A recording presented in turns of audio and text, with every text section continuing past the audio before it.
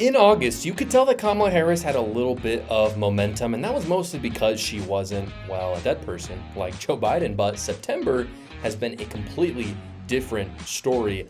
Amidst some new polling showing that Donald Trump is doing really, really well right now, MSNBC accidentally just told everyone why they should go vote for him. Take a look. Which party would do most to reduce taxes? If your whole modus operandi is, can I get my tax rate lower, then yeah, you should probably vote for Donald Trump, right? Like he promises lower tax rates, promises to keep the corporate rate lower. Kamala Harris is not going as far as Joe Biden would have gone, but she does want to raise taxes. Whoops. That's not what the leftists were supposed to say, and you can see it in the host's face where they're kind of, the gears are turning. They're like, oh crap, I just gave a really good endorsement for Donald Trump. You'll remember, though, that the narrative from Kamala Harris right now is that she will lower the taxes more than Donald Trump. She's actually trying to say that. And this is what makes Kamala Harris such a frustrating candidate for a lot of independents, but especially for Republicans. She isn't actually trying to run on new policy. So oftentimes you've got Republicans who show a vision for the country and then Democrats that show a different vision for the country, and you go back and forth. But what she's actually doing, which is very different, is she's lying about who she is and what she wants. And basically she's stealing all of Trump's policies like border wall. She's literally coming out saying she supports a border wall. When is she literally said that in 2019, 2020, in contrast to what she just said about the border wall, she said that she wants to completely make it legal for people to come, decriminalize essentially immigrants coming across the border. So that just shows where she's at. She also, of course, is stealing a lot of the tax policy that Donald Trump has been supportive of. And again, I'm always a fan of people saying, I made a mistake, I was a Marxist before, I don't want to be a Marxist now. But that's not what she's saying. She's acting like it's always been that way. At the same time, though, she's calling Donald Trump a radical fascist. And so you can't have it both ways. Either both of you are radical fascists because you're having the exact same policy, or neither of them are. And obviously neither of them are. I would never say that Kamala Harris is a radical fascist. She's a radical, but she's not a fascist. And neither is Donald Trump. Donald Trump is by far the moderate. And again, that's clear because of the fact that Kamala Harris is trying to steal his policies. If Kamala Harris was completely doing different policies than Donald Trump, then there'd be a strong argument to be made that maybe she was trying to go to the middle and that she was actually holding the policies that were moderate. But the fact that she's copying his shows that even she knows that he is far more palatable than her former policies were, and that he is in the middle. This MSNBC host is admitting that out loud, that Trump and Kamala, Trump is honestly the one that is being honest about his policies, and Kamala is not. That's essentially what he's saying when he says that Trump is going to lower the taxes. Kamala is not. Because again, a lot of Kamala's tax policy, some of it is not. The unrealized gain stuff is not. I'm not talking about that. I'm just talking about strictly in terms of income tax.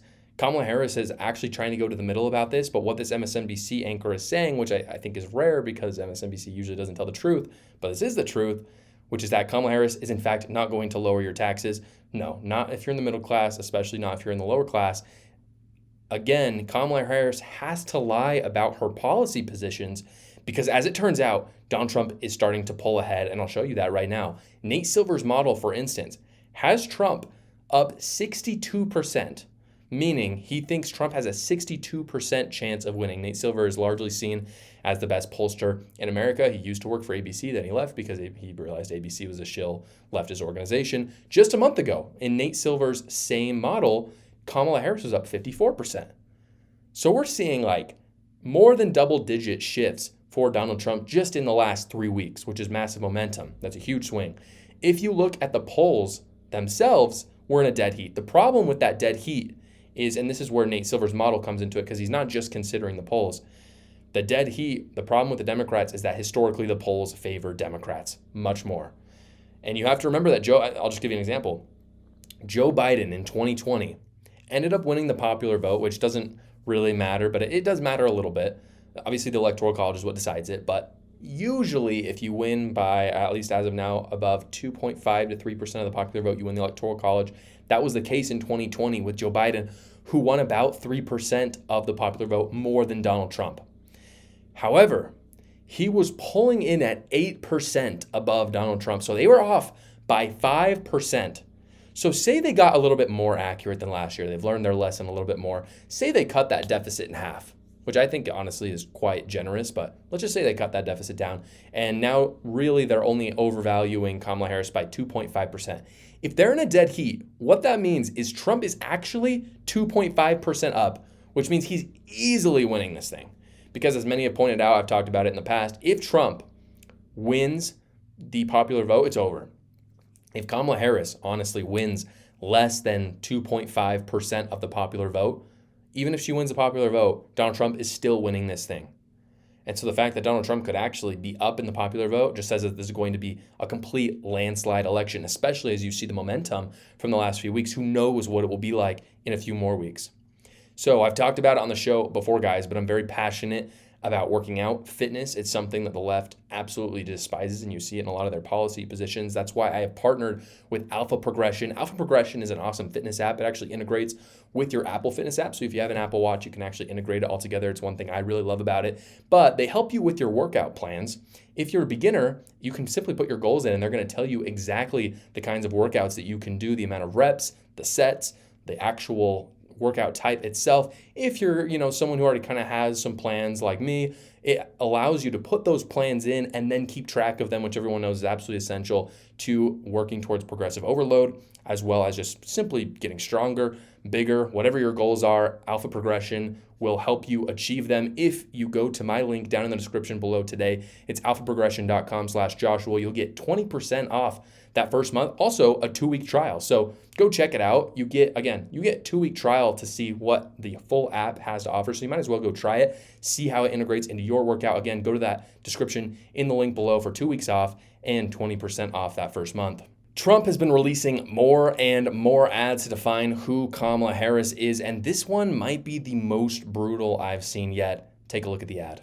You know this is the Biden-Harris administration. Are you aware that this is the Biden-Harris administration? And she is indeed the vice president. Not only does she inherit these numbers and contribute to them, she was the tie-breaking vote on $3 trillion of spending bills. So she is almost personally responsible for the massive inflation that you just showed on that chart. President Biden tapped Kamala Harris, Vice President Kamala Harris, to be the border czar. The criminal cartels are running the entry into America, and the numbers are at a 21-year high. Challenges that we're seeing at our southwest border. No one knows this better than the vice president. Kamala Harris, mostly silent after bragging about her role in helping shape Joe Biden's disastrous Afghanistan withdrawal. Just made a really big decision. Afghanistan. Yes. Were you the last person in the room? Yes. And you feel comfortable? I do. The body of American Hersh Goldberg, Poland, and 5 others were, quote, brutally murdered. These hostages were discovered in the tunnels under Rafah. That's where Joe Biden and Kamala Harris put pressure on Israel not to enter for a month. And we're looking at about 1.5 million people in Rafah. I have studied the maps. There's nowhere for those folks to go. That's the weakness that leads to the death of hostages. Are you aware that this is the Biden-Harris administration? And she is indeed the vice president.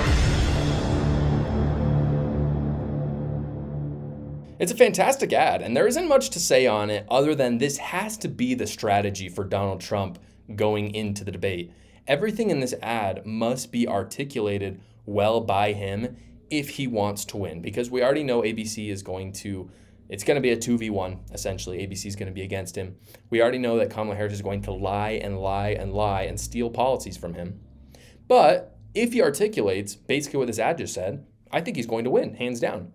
And more people will probably tune into this debate than certainly any presidential debate, I think, in history, but maybe any debate ever in history. And so, again, usually debates don't matter so much, but this is just it's due to the fact that last time Donald Trump was up on the debate stage, he ended the Democrat nominee, Joe Biden. I mean, Joe Biden, a lot of people have come out and said, oh, it was always the plan for Democrats to switch him out. I completely disagree with that. I don't think it was. I think there's a lot of evidence to show that Joe Biden, usually as an incumbent president, you have an edge. Obviously, this election's a little different since they're both kind of incumbents, even though Donald Trump had a 4-year break. But I think there was a lot of suggestions in there that showed that Joe Biden was their strongest candidate because, frankly, Kamala Harris, is she really that strong? Not really, right? So I think they were planning on keeping him in the whole time. But eventually, when he gets up on the debate stage, the lies that the White House, that the media were propagating about him being totally cognitively there, it just couldn't stand anymore. It was so blatantly obvious. They tried to cover it up. I don't really think anyone was believing it back then, but certainly no one was believing it after the debate, and so they had to switch him out with Kamala Harris. So again, the importance of this second debate can't be overstated, really, because the last time they had to switch out their nominee. Now, do I think they're going to switch out Kamala Harris? No, because they really can't at this point. But does that mean that Donald Trump could still end her career? It does. He absolutely could. If he articulates what was in that ad, he'll do that hands down. Thank you so much for watching, everybody. Please go down below, comment, like, and subscribe, and watch another video.